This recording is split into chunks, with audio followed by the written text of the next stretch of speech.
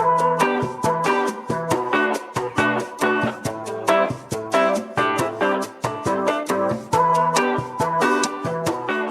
Everyone, welcome to the camp. I hope आपने chapter 1 of class 10th that is chemical reactions and equations अच्छे से समझ लिया होगा। हमने पहली 2 वीडियोस में उसी को पूरा चैप्टर समझाया है और आज हम करेंगे डिस्कस उसके क्वेश्चन आंसर्स। तो शुरू करते हैं।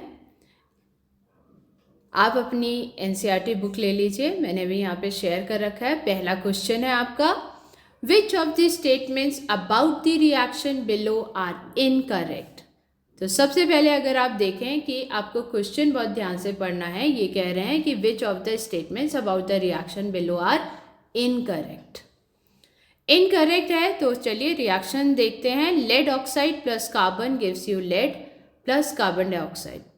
पहला option, lead is getting reduced.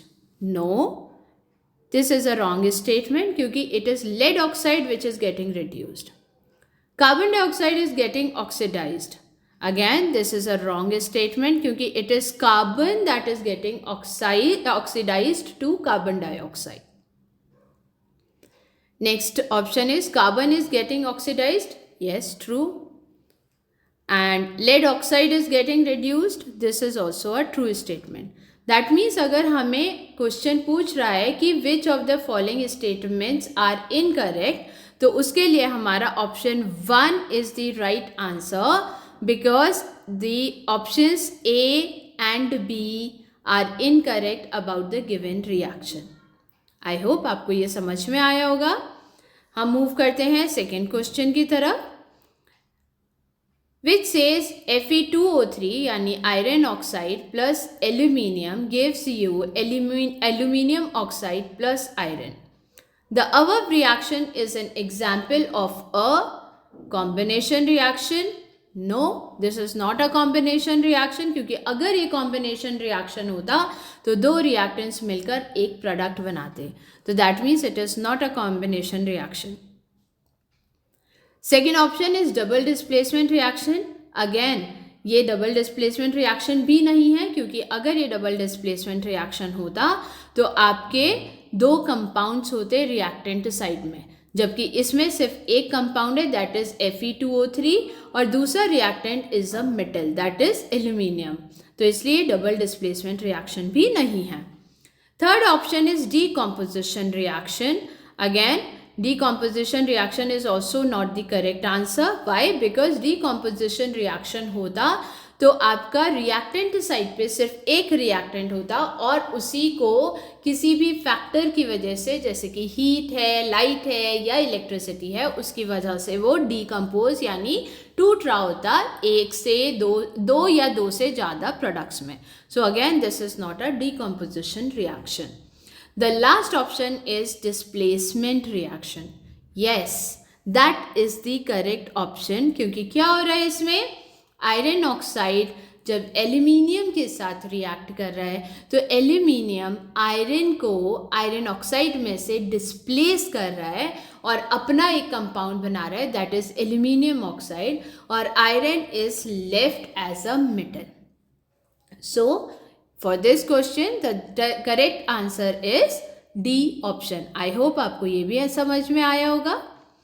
Moving ahead with the third question, which says, what happens when dilute HCl, that is hydrochloric acid, is added to iron fillings?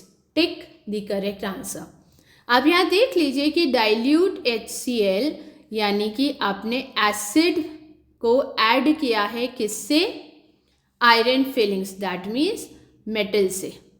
तो अगर इफ आपको याद होगा कि जब भी हम एसिड और मेटल को रिएक्ट कराते हैं तो हमें क्या मिलता है, सॉल्ट मिलता है दैट इज मेटल का कंपाउंड प्लस हाइड्रोजन गैस मिलती है। तो अगर इस पर्टिकुलर रिएक्शन की बात करें तो इसमें क्या हो रहा है, HCl को हम रिएक्ट करा रहे हैं iron say that is Fe, तो आपका कंपाउंड क्या बनेगा, FeCl2। I hope you remember iron chloride is FeCl2 plus H2 gas is liberated. तो आपका इसमें कौन सा ऑप्शन आप देखिए, first option says hydrogen gas and iron chloride are produced. अरे यही सही आंसर है, हमें पहला ही आंसर बिल्कुल सही मिल गया है, लेकिन अपने आप को फिर भी क्रॉस चेक करने के लिए हम बाकी स्टेटमेंट्स भी पढ़ेंगे। तो दूसरा ऑप्शन कहता है chlorine gas plus hydrogen hydroxide iron hydroxide are produced, no. Third option says no reaction takes place, again this is also wrong. Then because iron is more reactive than hydrogen, तो वो displace करेगा और iron chloride बनाएगा। And last option is iron salt and water are produced. ये तो सही है कि आयरन सॉल्ट प्रोड्यूस हो रहा है, लेकिन वाटर नहीं प्रोड्यूस हो रहा है, हाइड्रोजन गैस प्रोड्यूस हो रहा है। तो इस हिसाब से आपका फर्स्ट ऑप्शन ही करेक्ट है। Okay, moving to fourth question. देखिए ये तो थियोरेटिकल क्वेश्चंस हैं, ये आप लिख सकते हैं, फिर भी मैं आपके साथ डिस्कस करती हूँ। क्वेश्चन कह रहा है what is a balanced chemical equation. तो बैलेंस्ड केमिकल इक्वेशन वो होती है जिसमें हम केमिकल इक्वेशन में रिएक्टेंट्स में जो नंबर ऑफ एटम्स होते हैं वो रिएक्टेंट में भी और प्रोडक्ट में भी दोनों में इक्वल होते हैं। तो that is a balanced chemical equation. That is a equation in which the number of atoms on the reactant side and the product sides are same is termed as a balanced chemical equation. Why should chemical equations be balanced? ये भी मैंने आपको अपनी first video में बताया था कि हम बैलेंसिंग कर क्यों रहे हैं. हम बैलेंसिंग हमेशा इसलिए करते हैं क्योंकि केमिकल इक्वेशंस लिखते वक्त हम law of conservation of mass का भी ध्यान रखते हैं. So that is why we should write chemical equations as balanced form in order to obey the law of conservation of mass. Okay. Now fifth question is a very interesting question. ये कह रहे हैं आपसे translate the following statements into chemical equations and then balance them. So what is the equation? Hydrogen gas combines with nitrogen to form ammonia. तो हम लिखते हैं hydrogen gas. तो hydrogen gas is H2. Gas के form में आप लिख सकते हैं यहाँ पे G plus nitrogen gas is N2. Again ये भी आपका गैस के फॉर्म में है और ये क्या दे रहा है आपको? To form ammonia. तो दैट इज NH3 और अमोनिया भी आपका यहाँ पे गैसियस फॉर्म में है. अब इसको बैलेंस कर लीजिए. बैलेंस करने के लिए हमने क्या देखना है? रिएक्टेंट साइड पे क्या कितने एटम्स हैं? हाइड्रोजन के 2, जबकि प्रोडक्ट साइड पे आपके 3 एटम्स हैं. तो इसको हम बैलेंस करने के लिए व्हाट इफ मैं यहाँ पे 2 लगा दूँ तो हाइड्रोजन हो गया आपका 6. तो उस वजह से मुझे यहाँ 3 लगाना होगा. तो यहाँ पे भी हाइड्रोजन 6 हो गए. नाइट्रोजन रिएक्टेंट साइड पे 2 हैं, प्रोडक्ट साइड पे भी 2 हो गया. तो दैट मीन्स हमारा reaction is balanced. I hope this is also clear. Next करते हैं हम hydrogen sulphide gas burns in air to give water and sulfur dioxide. ठीक है. Hydrogen sulphide gas that is H2S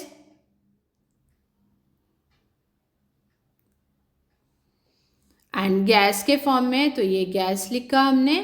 Burns in air. तो Burns in air ये बात मैंने आपको पहले भी बताई थी कि जब भी बर्न्स इन एयर हम बात करते हैं that means there is reaction with oxygen.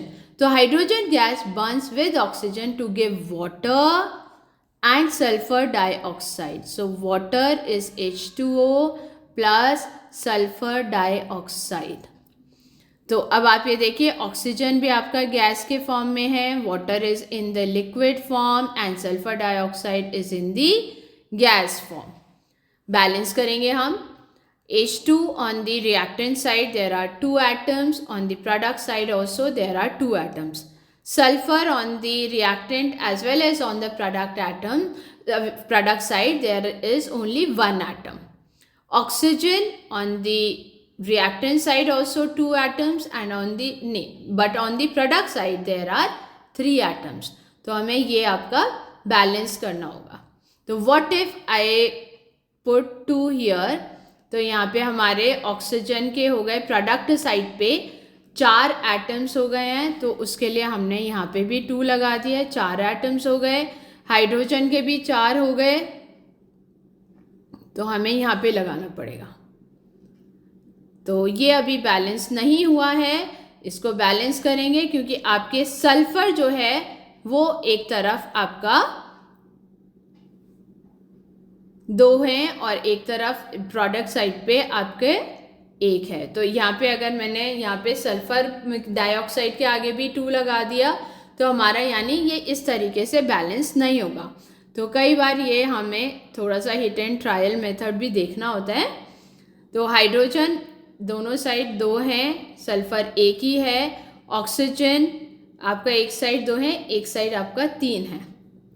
तो व्हाट इफ, इसको फिर से हम देखते हैं, सल्फर, इस बार हम सल्फर डाइऑक्साइड यहाँ पे 2 लगाते हैं हम, तो ये हो गए आपके 4 + 1 5, यहाँ पे भी 2, तो आपका ये हुआ 2 × 2 = 4 5 6।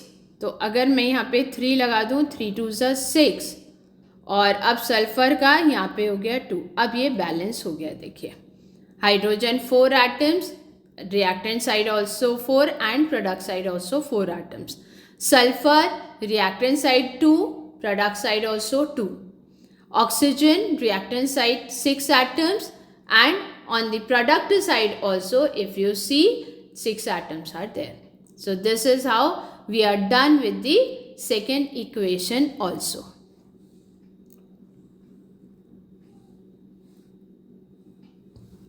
अच्छा, अब आपका 5th का 3rd equation, that is barium chloride reacts with aluminium sulphate to give aluminium chloride and a precipitate of barium sulphate. ठीक है, देखिए बेरियम क्लोराइड का जो फॉर्मूला है वो है BaCl2, reacts with aluminium sulfate. Aluminium sulfate is Al और sulphate ASO4। Sulphate का वैलेंसी होता है 2, तो हम यहाँ पे 2 लिखेंगे, और एल्यूमिनियम की वैलेंसी 3 होती है, तो आपका यहाँ पे लिखेंगे। अब ये क्या देगा, to give aluminium chloride AlCl3 and a precipitate of barium sulphate plus barium sulphate का प्रेसिपिटेट बनेगा BaSO4। अगर ये प्रेसिपिटेट है तो दैट मीन्स ये सॉलिड फॉर्म में होगा, राइट। और अपार्ट फ्रॉम दैट ये बाकी एक्वेस में होंगे, क्योंकि ये बात मैंने आपको पहले भी बताई थी। हालांकि ये डबल डिस्प्लेसमेंट रिएक्शन है, और ये रिएक्शन तभी होगा जब एक्विस सोल्यूशन में दोनों कंपाउंड्स होंगे which are on the reactant side. तो एल्यूमिनियम क्लोराइड भी आपका एक्विस सोल्यूशन में होगा क्योंकि ये डिसॉल्व रहेगा, जबकि बेरियम सल्फेट प्रेसिपिटेट हो जाता है। बेरियम सल्फेट जब फॉर्म होता है, स्टार्टिंग में it seems as if it is a aqueous solution, but immediately it precipitates out because barium sulfate as a compound it is insoluble in water। ठीक है, अब हम इसको क्योंकि हमें तो इक्वेशन बनानी है, तो let us balance it up. Balance करने के लिए हम अगेन देखेंगे, और ऐसे में क्योंकि ये एक बड़ी इक्वेशन है, थोड़ी कॉम्प्लेक्स इक्वेशन दिखाई दे रही है, तो मैंने आपको ये बात बताई थी कि हम सबसे पहले उस कंपाउंड को देखेंगे जिसमें सबसे ज़्यादा नंबर ऑफ एटम्स हैं, और उसके लिए मुझे दिखाई दे रहा है aluminium sulphate on the reactant side. तो एल्यूमिनियम सल्फेट में 2 एल्यूमिनियम एटम्स हैं। तो चलिए फिर मैं एक काम करते हैं, इसको पहले इस तरीके से देखते हैं। इक्वेशन में बैलेंस कर रही हूँ, तो इसको दूसरे कलर से आई एम पुटिंग अप। यहाँ पे ये 2 लगाया हमने, एल्यूमिनियम के आगे 2 लगाया, तो 2 एटम्स एल्यूमिनियम के हो गए। सल्फर के 3 एटम्स हैं, यहाँ पे आपके पास रिएक्टेंट साइड पे 3 एटम्स हैं, और प्रोडक्ट साइड पे सिर्फ 1 एटम है, तो हमने यहाँ पे 3 लगा के देखा। अब सल्फर हो गया आपका balance both the sides. Oxygen अगर आप देखें तो रिएक्टेंट साइड पे 4 3s are 12, आपको ये देखना होता है, 4 3s ये मल्टीप्लाई करना होता है, 4 3s are 12 हैं, और आपके प्रोडक्ट साइड पे देखें तो ये भी येस ऑफ कोर्स, ये 3 और इंटू 4 करके ये भी 12 है, ठीक है। तो दैट मीन्स ऑक्सीजन भी आपका बैलेंस हो गया। नाउ बेरियम, बेरियम इधर 3 हैं तो यहाँ पे हमको 3 लगाना पड़ेगा। Cl2 इधर क्लोरीन के रिएक्टेंट साइड पे 6 हैं और प्रोडक्ट साइड पे भी 6 हो गए। That means this is the final balancing. तो हम इसको, ये यूजली हम लोग जब कॉपी में करते हैं पेंसिल से करना चाहिए ताकि आप रब कर सकें। अब हमारा ये फाइनल हो गया तो हमने इसको फाइनली लिख दिया। तो this is the balanced chemical equation for question number 5C। I hope students आपको ये अच्छे से समझ में आया होगा और इसके साथ हम नेक्स्ट क्वेश्चन पर बढ़ेंगे।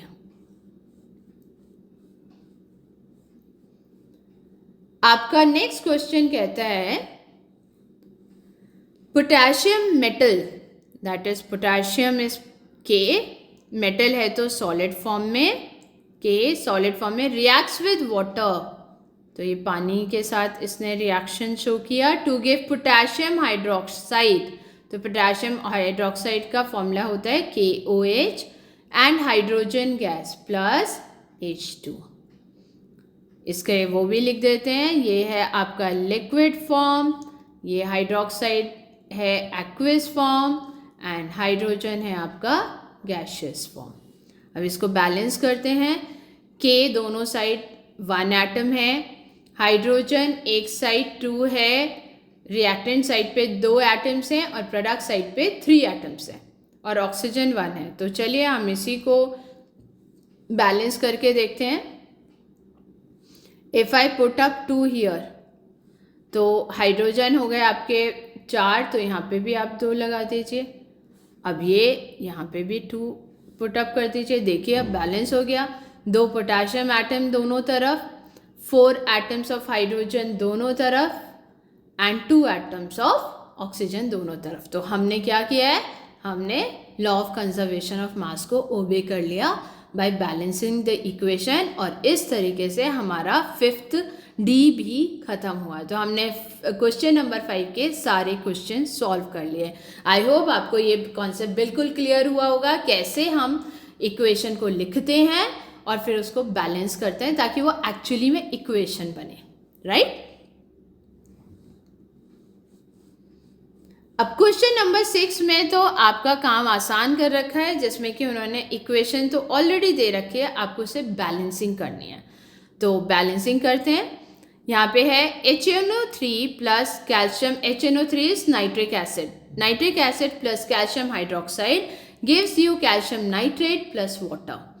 तो सबसे पहले जैसा कि मैंने आपसे कहा कि आप जब भी थोड़ी सी कॉम्प्लेक्स इक्वेशन दिखाई देती है तो हमें क्या कर लेना चाहिए, हमें इसमें से जो वो कंपाउंड जिसमें मैक्सिमम नंबर ऑफ एटम्स हैं उनको सबसे पहले देख लेना चाहिए। तो आपके पास मैक्सिमम नंबर ऑफ एटम्स हैं प्रोडक्ट साइड पे कैल्शियम नाइट्रेट में। कैल्शियम दोनों तरफ एक एक ही है, एक एक एटम में बैलेंस्ड है।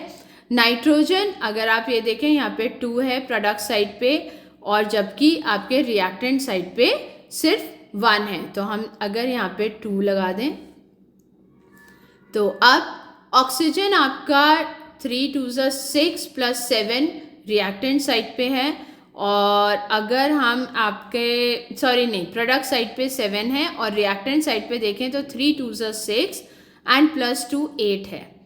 तो आपको अभी इसे ऑक्सीजन को बैलेंस करना है।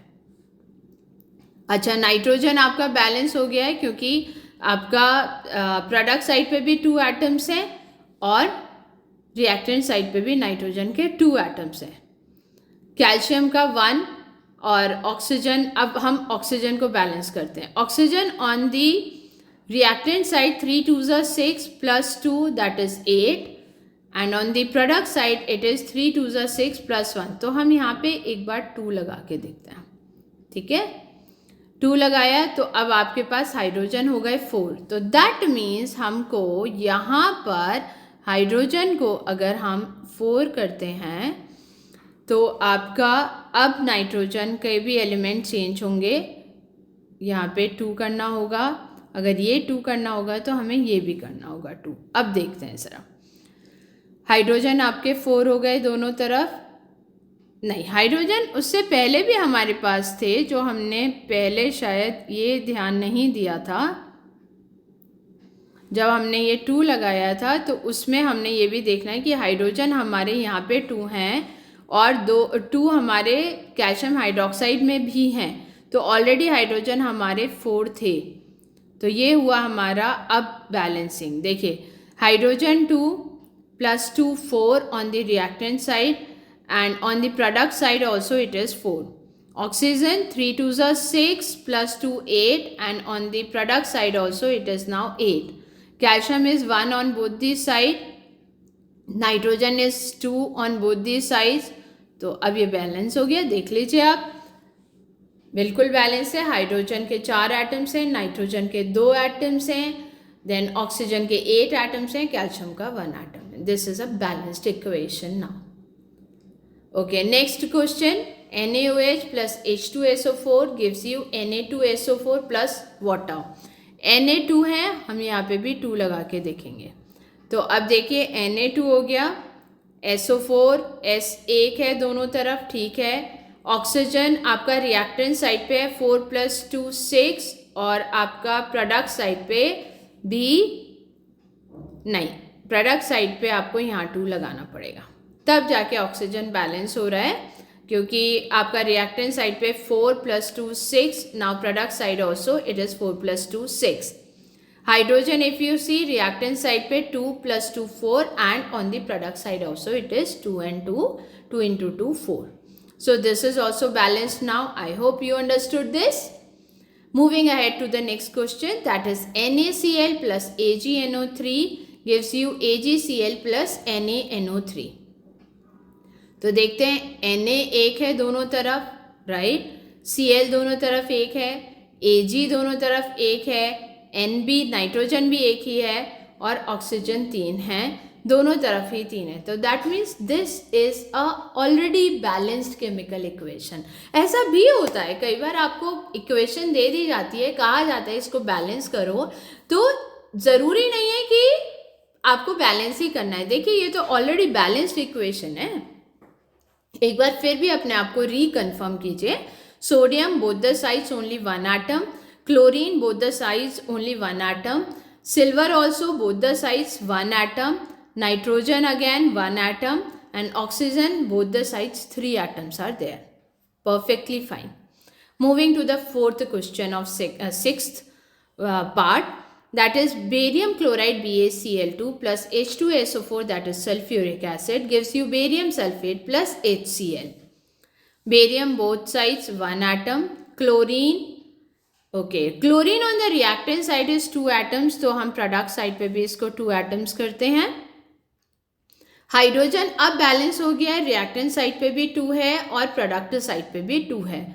बेरियम हमने देख ही लिया था, sulphur both the sides 1 atom and oxygen both the sides 4 atoms, absolutely balanced. I hope this is also clear to all of you. We are done with the 6th question also, moving ahead to the 7th question.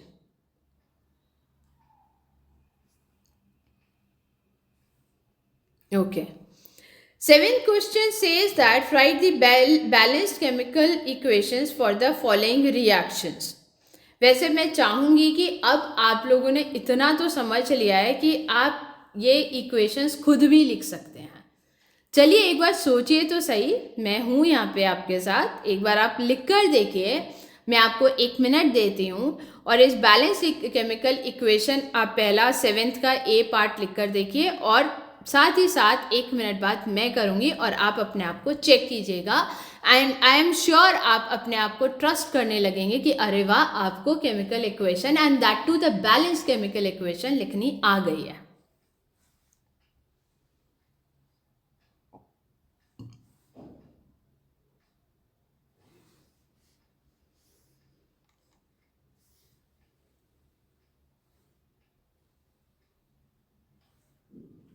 Okay, शुरू करें अपने आप को check करना एक बार।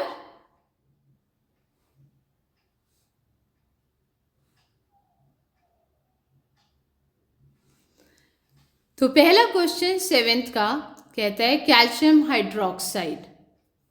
Calcium hydroxide, अगर आप formula लिखें, आई एम श्योर आप भूले नहीं हैं कैल्शियम हाइड्रोक्साइड कैसे लिखा जाता है। कैल्शियम CaOH होल ट्वाइस, क्योंकि कैल्शियम की वैलेंसी होती है 2, OH is a polyatomic ion, उसकी वैलेंसी होती है 1।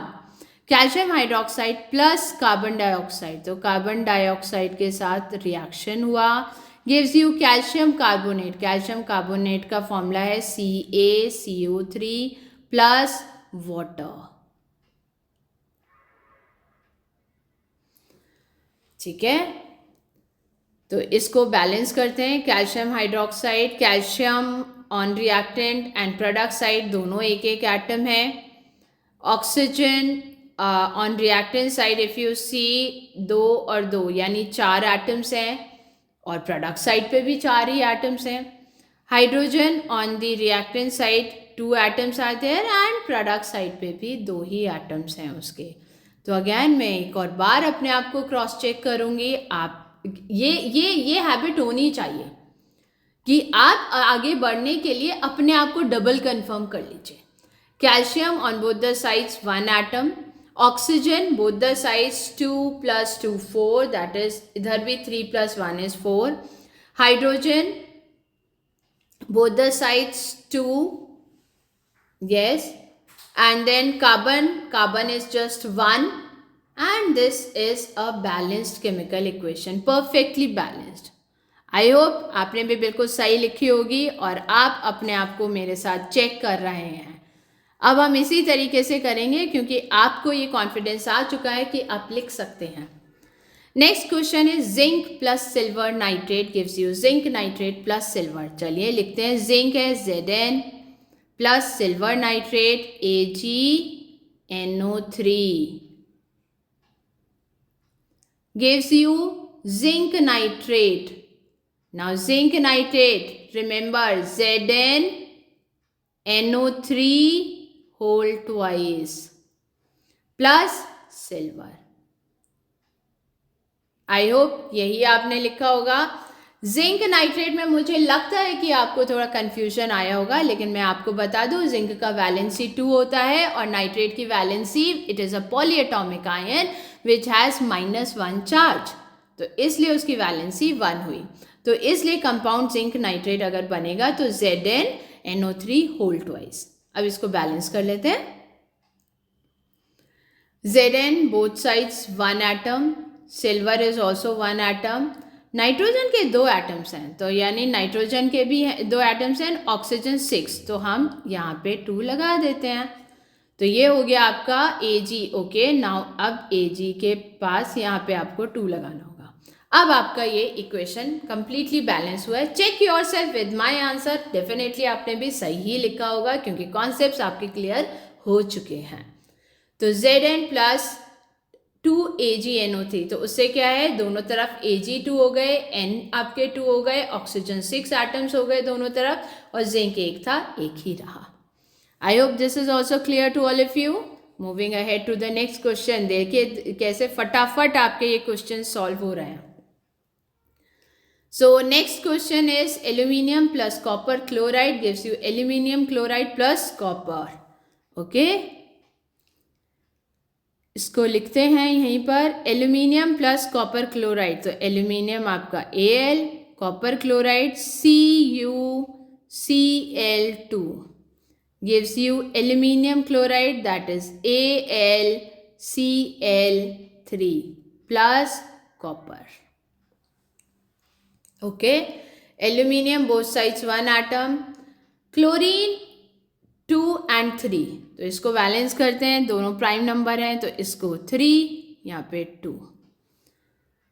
And now aluminium has also to be balanced, और कॉपर को भी हमें बैलेंस करना पड़ेगा। देखिए अब दोनों साइड एल्यूमिनियम के 2 एटम्स हैं, कॉपर के दोनों साइड 3 एटम्स हैं, और क्लोरीन के 6 एटम्स हैं।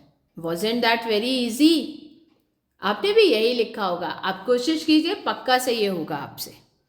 एक बार चेक कीजिए और अपना आंसर भी मेरे साथ मिलाइए, डेफिनेटली सेम आंसर है। ओके, सेवेंथ का अब हम डी पार्ट करते हैं.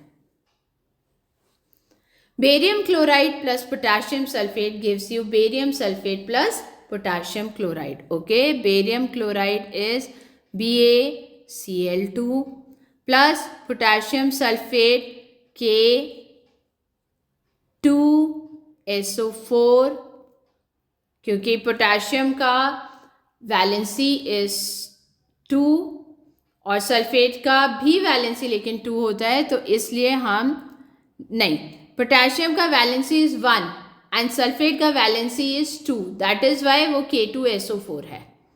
पोटेशियम का वैलेंसी जैसे सोडियम का वैलेंसी इज 1, सिमिलरली पोटेशियम का valency is also 1. Sulphate is a polyatomic ion जिसकी वैलेंसी 2 है, तो इसलिए पोटेशियम सल्फेट इज K2SO4. अब क्या बना आपका इस रिएक्शन में? Barium sulphate, barium BaSO4 is sulphate plus potassium chloride, so potassium KCl. अब बैलेंस करें. बेरियम दोनों तरफ 1 एटम है. क्लोरीन, ओके, क्लोरीन एक तरफ 1 है तो प्रोडक्ट साइड पे भी हमने 2 कर दिया. नहीं, रिएक्टेंट साइड पे 2 है, प्रोडक्ट साइड पर भी आपने 2 कर दिया. देन पोटेशियम अब बैलेंस हो गया, दोनों तरफ 2 है, सल्फर दोनों तरफ 1 है एंड ऑक्सीजन दोनों तरफ 4 है, तो completely balanced equation is obtained. BaCl2 plus K2SO4 gives you BaSO4 plus twice of KCl. Check yourself once again. Confirm yourself कि हाँ जो आपने लिखा है वो बिल्कुल सही लिखा है. तो बेरियम दोनों तरफ 1, क्लोरीन दोनों तरफ 2, पोटेशियम दोनों तरफ 2 एटम्स, सल्फर दोनों तरफ 1 और ऑक्सीजन दोनों तरफ 4 atoms. Absolutely fine. I hope again you have win the target. आपने सोचा होगा आज तो मैं ये करके रहूँगा या रहूँगी, तो आपकी पूरी एक्सरसाइज ख़त्म हो ही रही है और इसके साथ ही आपका ये चैप्टर ही ख़त्म हो जाएगा. चलिए नेक्स्ट लेते हैं. 8th question. Right the balance chemical equation for the following and identify the type of reaction in each case. That is a very good question. हमें ये भी आइडेंटिफाई करना है कि टाइप ऑफ रिएक्शन क्या है. ओके, तो आपका क्वेश्चन कहता है potassium bromide plus barium iodide gives you potassium iodide plus barium bromide. तो पहले तो हम पोटेशियम ब्रोमाइड लिखते हैं. पोटेशियम ब्रोमाइड का फॉर्मूला क्या है आपका? पोटेशियम इज K, ब्रोमीन की वैलेंसी भी 1 होती है, K की वैलेंसी भी 1 होती है, तो आपका KBr. ठीक है. बेरियम आयोडाइड, तो Ba, बेरियम की वैलेंसी इज 2, आयोडाइड की वैलेंसी इज 1, तो यहाँ पे क्या होगा? BaI2, barium iodide. Fine. Gives you potassium iodide that is Ki and barium bromide BaBr2, क्योंकि बेरियम की आपकी वैलेंसी 2 होती है, ब्रोमीन की 1 होती है. अब बैलेंस कीजिए इसको. आपका K both the sides is 1 and iodine नहीं है आपका, तो हमने यहाँ पे 2 लगाया, तो उसकी वजह से हमको यहाँ भी 2 लगाना पड़ेगा.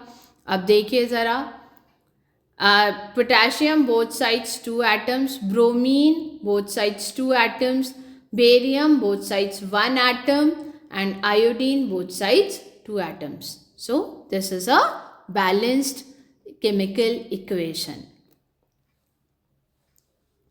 अब नेक्स्ट आप लिख कर देखिए और मेरे साथ फिर चेक कीजिएगा क्या अब अपने आप को परफेक्ट मान रहे हैं और आप वाकई परफेक्ट हो गए होंगे अब तक. I am giving you 2 minutes. एक बार सॉल्व कीजिए इसको. Zinc carbonate gives you zinc oxide plus carbon dioxide. हाँ, इस क्वेश्चन को सॉल्व करने से पहले हम भूल गए हैं कि हमें पहला इक्वेशन आइडेंटिफाई भी करना है the type of reaction, and I am sure you have identified it as the double displacement reaction. Please write it down. जो पहला रिएक्शन है that is nothing but It is double displacement reaction.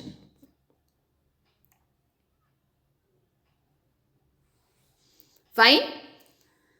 और अब तक आपने second equation भी लिख ही ली होगी, बैलेंस भी कर लिया होगा और आप समझ भी गए होंगे कि वो कौन सी टाइप की रिएक्शन है. तो सेकेंड रिएक्शन चलिए चेक करते हैं मेरे साथ. Zinc carbonate ZnCO3. This is zinc carbonate. Zinc की वैलेंसी भी 2 होती है. कार्बोनेट जो कि पॉली एटॉमिक आयन है उसकी वैलेंसी भी 2 होती है. Gives you zinc oxide ZnO plus carbon dioxide. अरे ये क्या हो रहा है? ये तो एक ही रिएक्टेंट है और वो 2 प्रोडक्ट्स में टूट रहा है. Definitely this is a decomposition reaction. अब बैलेंस भी करते हैं. दोनों तरफ Zn का एक ही एटम, कार्बन का भी एक ही एटम और ऑक्सीजन का दोनों तरफ 3 atoms. That means it is already balanced. Such a simple reaction. Very nice. I am sure you have taken it up और परफेक्टली आपने ये समझा भी है, किया भी है. चलिए वेरी नाइस, कंग्रेचुलेशंस. आगे बढ़ते हैं. Hydrogen plus chlorine gives you hydrogen chloride. अरे again very simple. Hydrogen is H2 plus chlorine is Cl2 gives you hydrogen chloride HCl. और यहाँ पे 2 लगा दीजिए और देखिए simplest of the reactions of all the reactions. So और ये कौन सी रिएक्शन है? 2 रिएक्टेंट्स मिल गए और बिना दोनों ने कंबाइन करके क्या बना लिया? एक प्रोडक्ट. तो यानी this is a combination reaction. Very good. तो अब हम पहुंचते हैं 8th क्वेश्चन के लास्ट पार्ट पर. Magnesium plus hydrochloric acid gives you magnesium chloride plus hydrogen. चलें देखें. Magnesium Mg plus hydrochloric acid HCl gives you magnesium chloride MgCl2 plus hydrogen gas. तो इसको हम ये लिखा सॉलिड, ये है आपका एक्विस, ये है आपका aqueous and this is your gas. Fine. Magnesium plus HCl. तो मैग्नीशियम ने तो यहाँ पर हाइड्रोजन को डिस्प्लेस कर दिया और अपना सॉल्ट बना लिया है MgCl2. Absolutely right. This is a displacement reaction. और इसको बैलेंस करें. मैग्नीशियम दोनों तरफ एक एक एटम, क्लोरीन 2 हैं तो हमें यहाँ पे रिएक्टेंट साइड पर 2 लगाना है क्योंकि प्रोडक्ट साइड पे क्लोरीन के 2 एटम्स हैं और इसी के साथ हाइड्रोजन भी बैलेंस हो गया क्योंकि रिएक्टेंट एंड प्रोडक्ट दोनों ही साइड पे हाइड्रोजन के 2 एटम्स हैं. Very nice. We are done with all the reaction equations. Okay.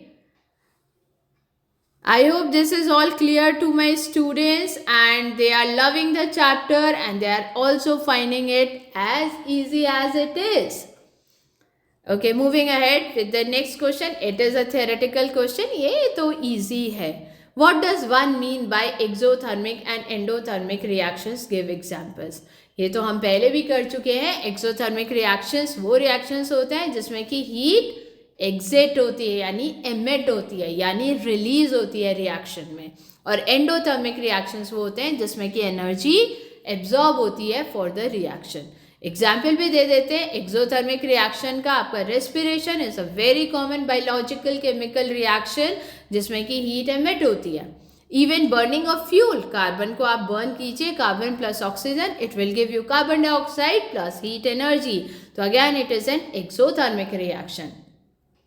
अब एंडोथर्मिक रिएक्शन. एंडोथर्मिक रिएक्शन ज़्यादातर सारे आपके डीकॉम्पोजिशन रिएक्शंस हैं endothermic reaction.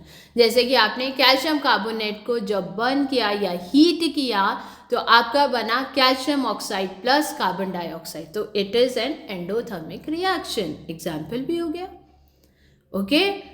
9th question is done. 10th is why is respiration considered an exothermic reaction? अरे भाई energy release होती है इसलिए एक्सोथर्मिक रिएक्शन. और इसी के साथ अपने आंसर को सपोर्ट कीजिएगा रिएक्शन के साथ.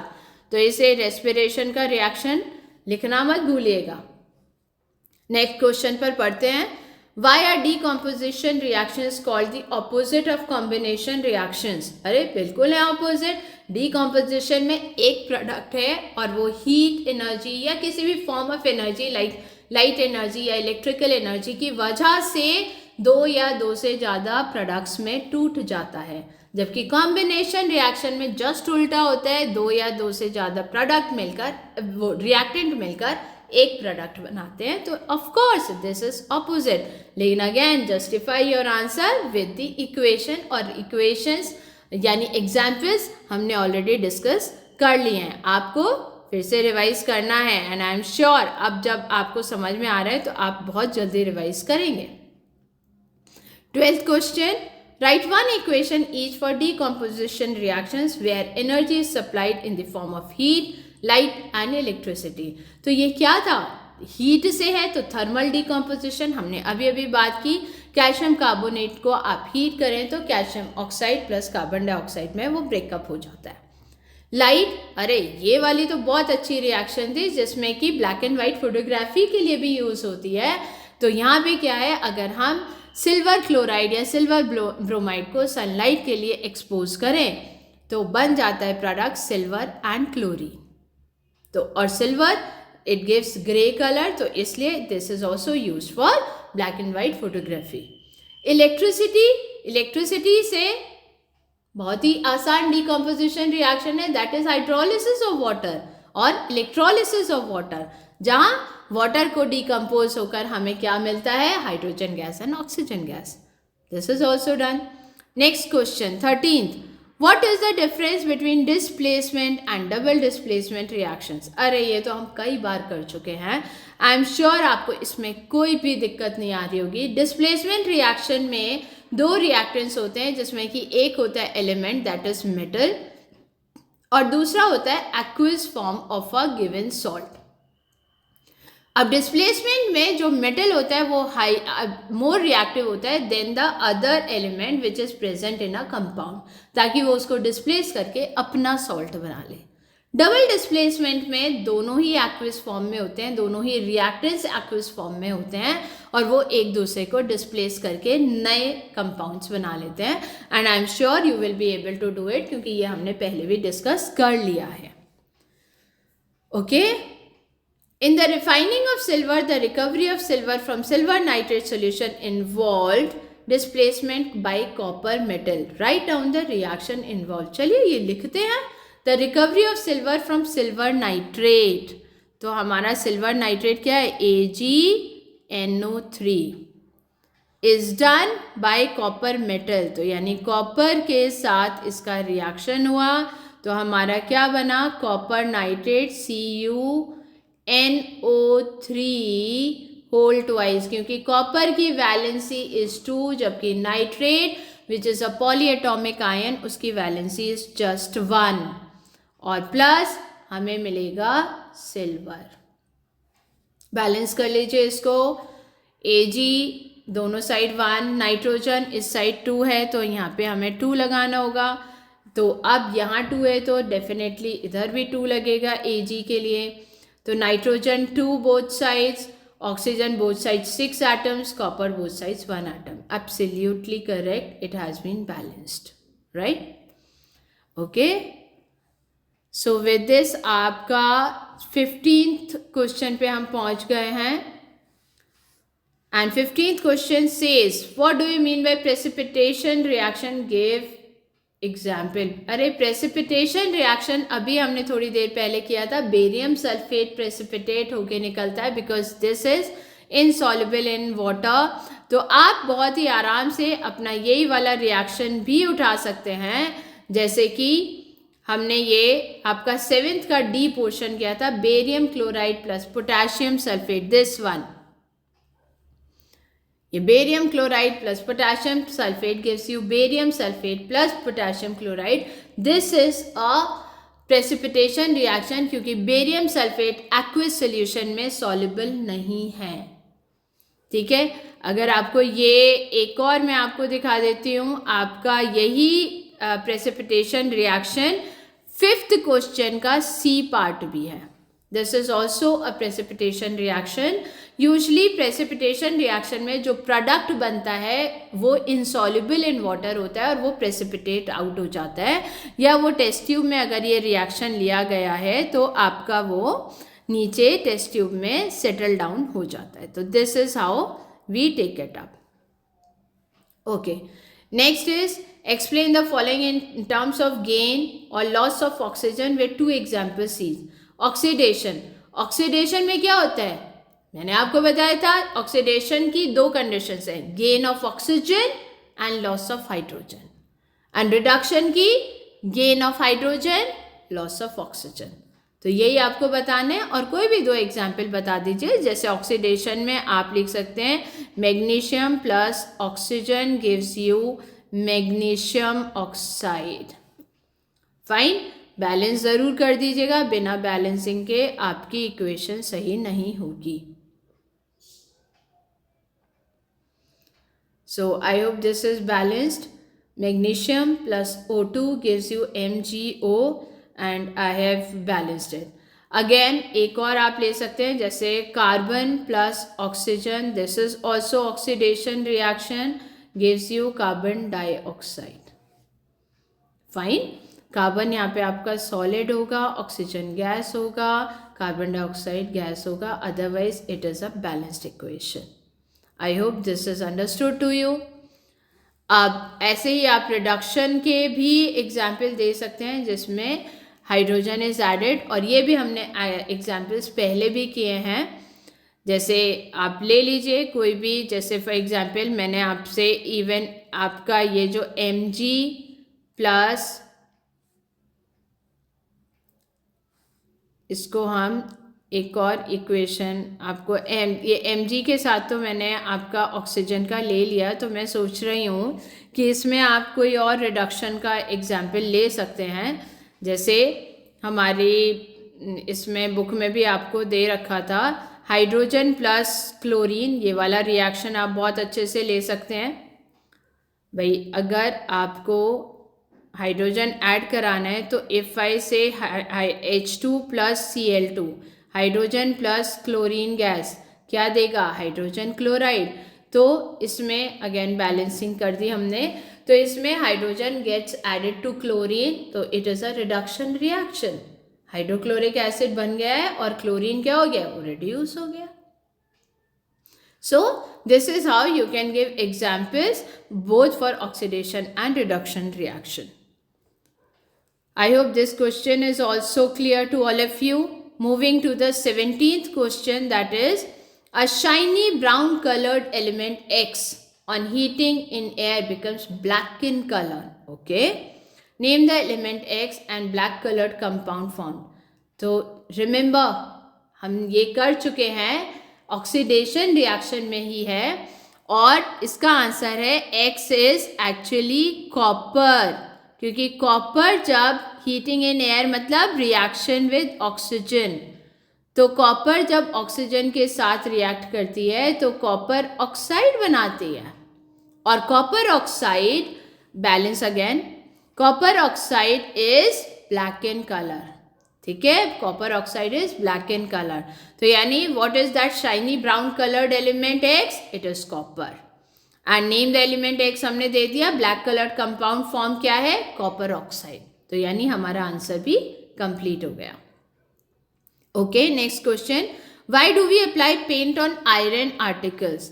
अरे ये तो हमने बचपन में ही कर लिया ना, पेंट ऑन आयरन आर्टिकल्स पढ़ा है आपने. आयरन को जंग लगने से बचाना है, उसकी रस्टिंग को बचाना है. तो क्यों, क्योंकि आयरन पर अगर हम पेंट नहीं करेंगे तो आयरन एयर में ऑक्सीजन और वाटर वेपर के साथ रिएक्ट करके आयरन ऑक्साइड बनाएगा, और iron oxide is nothing but rust, और रस्ट से क्या होता है, आयरन आर्टिकल्स खराब होने लगते हैं. तो इसलिए to prevent their deterioration, to prevent the damage caused due to rusting to the iron articles, we apply paint on them. 19th question, oil and fat containing food items are flushed with nitrogen. Why? इसीलिए तो again to prevent oxidation of oil and fat containing food items. आप भूल गए, rancidity. Rancidity क्या है? Rancidity is actually, it is a term given to the reaction wherein oxidation of oil and fat containing food items takes place and that food item becomes inedible.